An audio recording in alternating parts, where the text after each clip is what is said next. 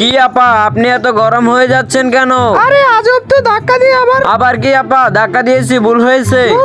ক্ষমা চান এবার। আমি আবার সবার কাছে ক্ষমা চাই না। আরে আপা, ওকে আমি ভালো করেই চিনি, ও একটা বাটপার। ভাইয়া দেখুন তো এই কাঁঠালের দাম কত। ভাইয়া এই কাঁঠালটির দাম মাত্র 200 টাকা। ভাইয়া শোনেন, ওই মেয়েটা আমার পরিচিত, ওনাকে আমি বলে দিচ্ছি আমার কাঁঠালের টাকা দিয়ে দেবে। আপু আপনার সাথে আমি যেটা করেছি ওটার জন্য আমাকে ক্ষমা করিয়েন। ভাই দেখলেন তো, বলে আসলাম উনি কাঁঠালের টাকা দিয়ে দেবে, আমি গেলাম। ঠিক আছে ভাইয়া, আবার আসবেন। এই ভাইয়া দেখেন তো এই দুটোর দাম কত টাকা হয়েছে। 210 টাকা।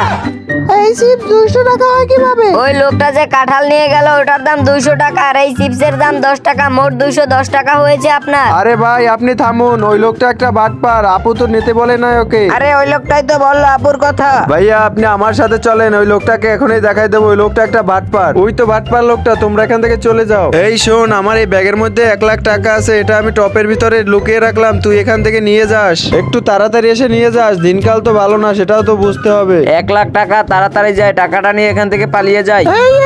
তুমি আমার টপ নার্সো কেন? আসলে কি আপু, আমার একটা টপ দরকার, তাই আমি এটা নিতে চাচ্ছিলাম, ফালানো আছে তো তাই। আপু আপনার টপ গুলো একদম ভাঙা, এগুলো যদি আপনি দিতে চান দিতে পারেন, আমি ফ্রিতে নিয়ে যাব।